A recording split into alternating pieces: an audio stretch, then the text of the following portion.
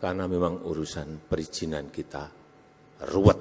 Tapi begitu saya tanya bagaimana mengenai perizinan, lemes saya. Ternyata ada 13 izin yang harus diurus. Mungkin masih ada tambahan lagi ini. Izin yang sudah saya sebut lagi mungkin ada tambahan lagi. Atau mungkin duit saya sudah habis dulu sebelum eventnya terjadi. Dan bahkan di negara kita ini masih sudah izinnya keluar saja masih dibatalkan kok. Kejadian itu saya enggak sekali dua kali mendapatkan keluhan itu. Sudah keluar izin aja bisa dibatalkan. Saya enggak tahu karena apa. Alasan karena keamanan. Ya keamanan itu sebenarnya tugasnya aparat kepolisian untuk menyelesaikan agar menjadi dari yang tidak aman menjadi aman. Assalamualaikum warahmatullahi wabarakatuh. Kembali lagi di channel Prayoga Muhammad. Gimana kabar kalian semua? Semoga baik-baik saja ya dan dilancarkan segala rezekinya.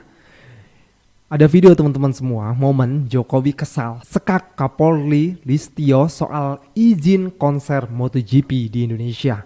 Jadi di pidatonya Pak Jokowi itu menyentil soal perizinan penyelenggaraan event internasional maupun nasional di Indonesia.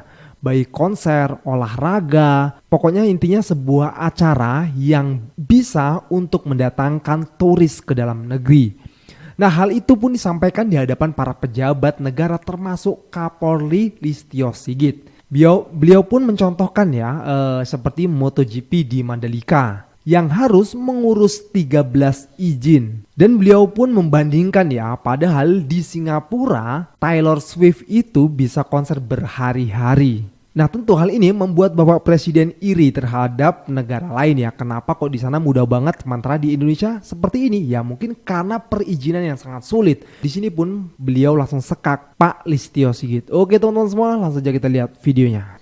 Kita tahu yang baru saja diselenggarakan Taylor Swift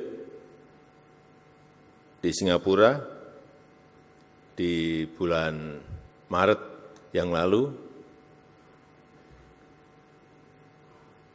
diselenggarakan 6 hari di Singapura. Dan Singapura adalah satu-satunya negara ASEAN yang menyelenggarakan itu.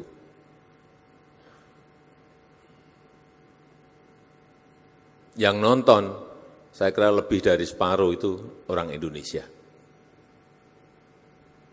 Karena penggemar Taylor Swift, kalau kita lihat di Spotify, Indonesia itu 2,2 juta orang.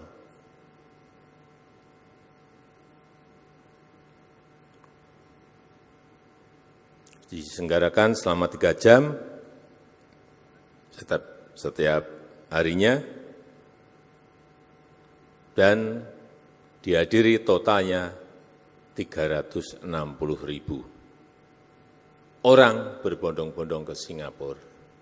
Sekali lagi, saya pastikan separuh dari yang nonton itu orang Indonesia. Mungkin banyak yang hadir di sini yang nonton ke sana. Apa yang terjadi kalau kita berbondong-bondong nonton yang di Singapura? Itu ada yang namanya capital outflow. Aliran uang dari Indonesia menuju ke Singapura. Kita kehilangan. Nah tuh, kehilangan ya. Kehilangan uang bukan hanya untuk beli tiket, tapi kehilangan uang Indonesia untuk bayar hotel, untuk makan, untuk transport, dan lain-lainnya. Kenapa sih selalu yang menyelenggarakan dari Singapura? Ya karena kecepatan melayani dalam mendatangkan artis-artis tadi.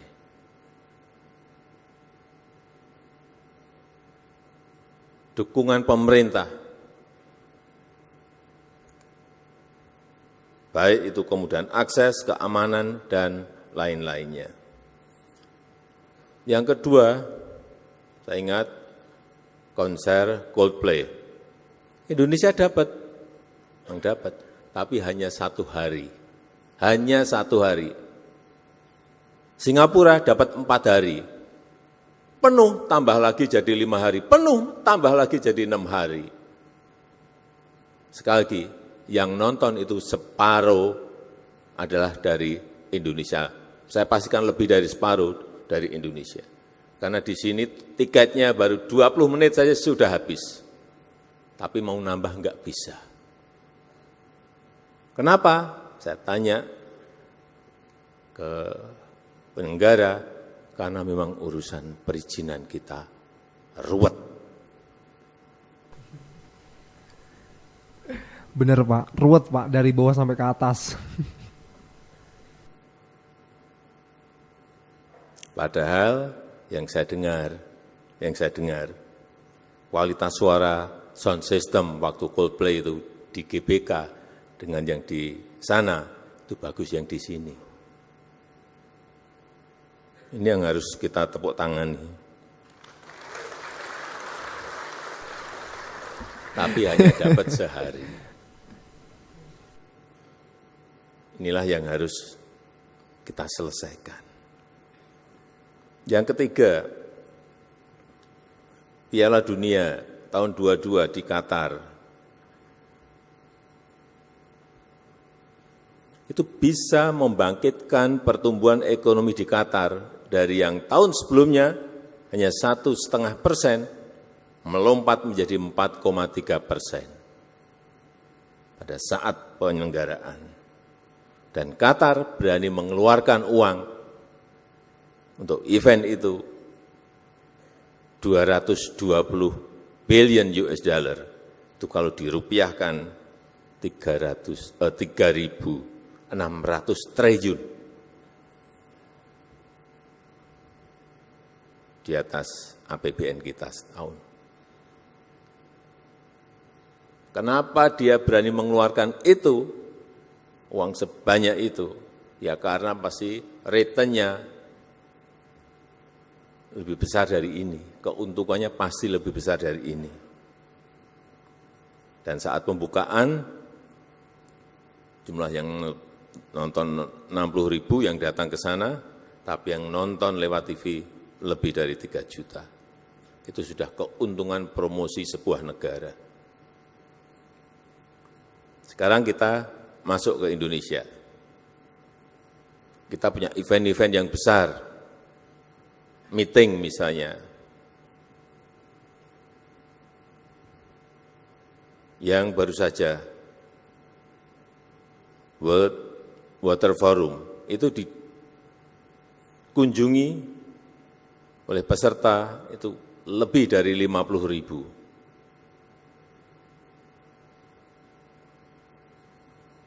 Kemudian waktu sebelumnya juga World Bank and IMF annual meeting itu yang datang ke Indonesia kurang lebih 30.000 peserta. G20 yang datang 21.000.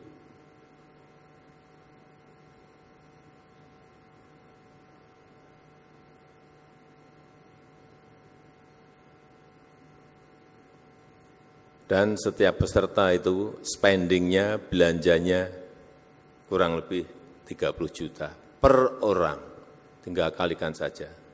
Total menjadi berapa ratus miliar atau berapa triliun. Inilah event, meeting. Sehingga sekarang ini banyak orang rebutan mengadakan event-event dunia.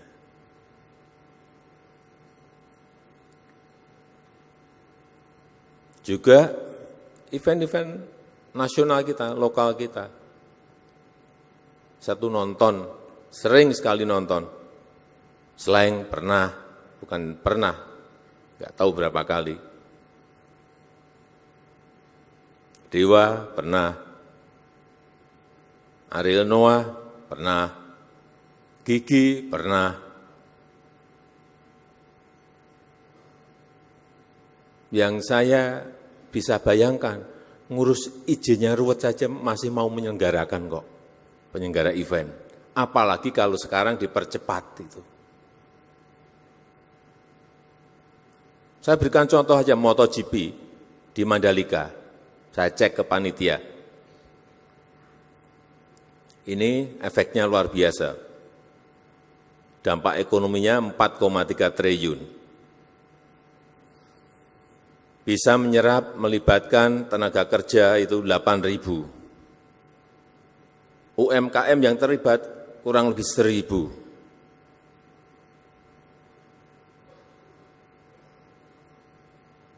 Tapi begitu saya tanya, bagaimana mengenai perizinan, lemes saya. Ternyata ada 13 izin yang harus diurus. Wadidaw, banyak sekali ya. Tapi namanya bukan perizinan. Namanya surat rekomendasi. Sebetulnya sama saja. Perizinan itu hanya diganti nama aja, dialuskan menjadi surat rekomendasi. Ada yang namanya surat pemberitahuan, tapi namanya itu izin.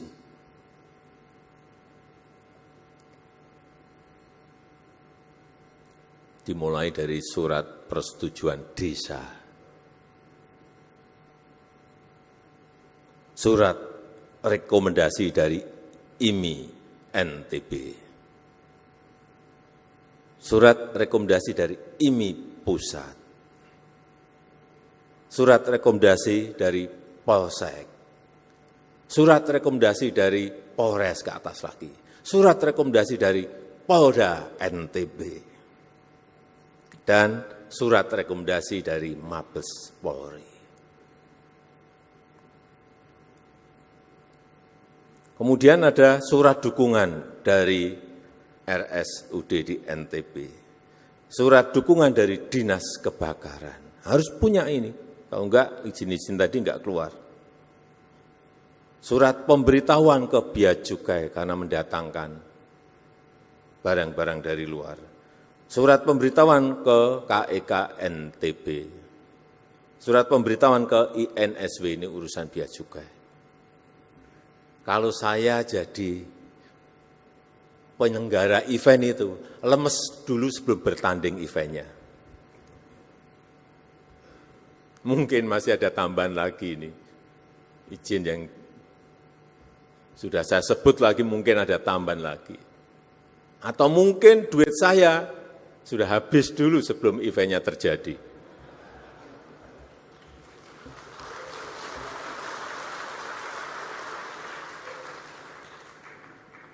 Ini fakta. Karena saya tanya langsung, sebenarnya problemnya apa sih?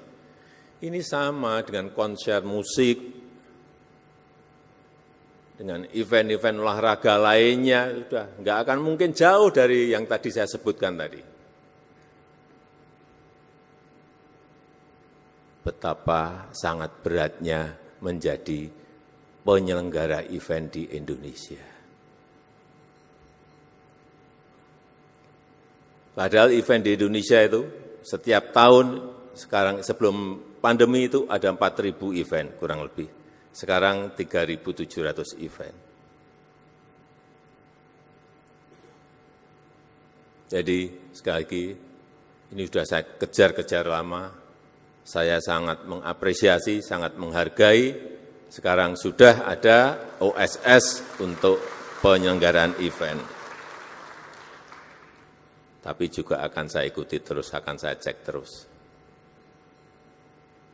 Karena yang terjadi dulu pernah di sebuah kementerian sudah dibuat OSS, tapi karena nggak pernah dicek, nggak pernah dikontrol,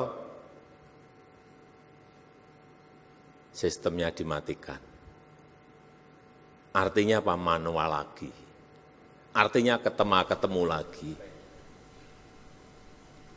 Dan akhirnya Ya memang alangkah baiknya kalau presiden langsung yang berbicara ya, karena dengan itu biasanya bawahannya langsung nurut gitu loh. Dan gimana nanti ketika ada penyelenggara event lagi tidak terlalu sulit dengan izin-izinnya. Karena memang iya teman-teman semua mau menyelenggarakan event, Bapak jika izinnya itu sulit banyak itu utama udah ngedon penyelenggaraan duluan event tuh yang di mau negara menyelenggarakan kita itu kan. adalah Udah kepastian positif, waduh izin yang pusing, tidak gak pusing. diberikan Sekali jauh izin hari. positif lah ada. Jadi saya minta Ini ya, nggak juga mungkin kali pada izin-izin doang, penyelenggara ya nggak sih? event itu Bener kata Pak mengajukannya Jokowi tadi kan mengatakan jauh-jauh itu belum bulan event, sebelumnya. belum jalan, 6 bulan sebelumnya, setahun belum sebelumnya, diselenggarakan, duit udah habis mengajukan tuh. izin dulu. Artinya Ya itu mudah-mudahan ada Indonesia ke perencanaan depannya yang lebih baik. baik lagi ya, lebih Manajemen dipermudah gitu loh. perencanaan Jangan yang baik. motonya itu Kapan kalau event itu bisa diselenggarakan? sulit ngapain harus dipermudah, jangan kayak gitu. Kalau bisa dipermudah Pemerintah, ngapain harus dipersulit gitu jajaran pemerintah harusnya. juga. Iya nggak? Tadi Oke sampaikan teman-teman oleh semua, Pak gue rasa Kapolri. cukup ya. Jangan lupa untuk berikan komentar, kritikan kalian di bawah ini. Jangan lupa Totalnya juga untuk bisa like, disampaikan subscribe channel hanya ini. dalam Sekian dari gue, Prayoga waktu Muhammad. 14 Wassalamualaikum hari warahmatullahi dari wabarakatuh. beberapa perizinan tadi. Sehingga penyelenggara bisa mempromosikan eventnya, bisa menjual tiketnya dengan baik. Kalau harinya kurang, sehari kurang, bisa ditambah lagi, waktunya masih memungkinkan untuk melakukan itu. Karena juga yang saya dengar, sering mengajukan izin hanya seminggu sebelumnya. Dadaan seperti itu. Ya sulit. Kalau sudah didadak seperti itu. Jadi kita semuanya memang harus bekerja dengan perencanaan yang baik. Jadi kalau di internasional, artis pun kan juga jadwalnya padat, jadi memiliki planning yang jauh-jauh hari. Di kita juga sama, artis juga jadwalnya padat, harusnya penyelenggaraannya juga meminta izinnya juga harus jauh-jauh bulan sebelumnya, tidak dadakan.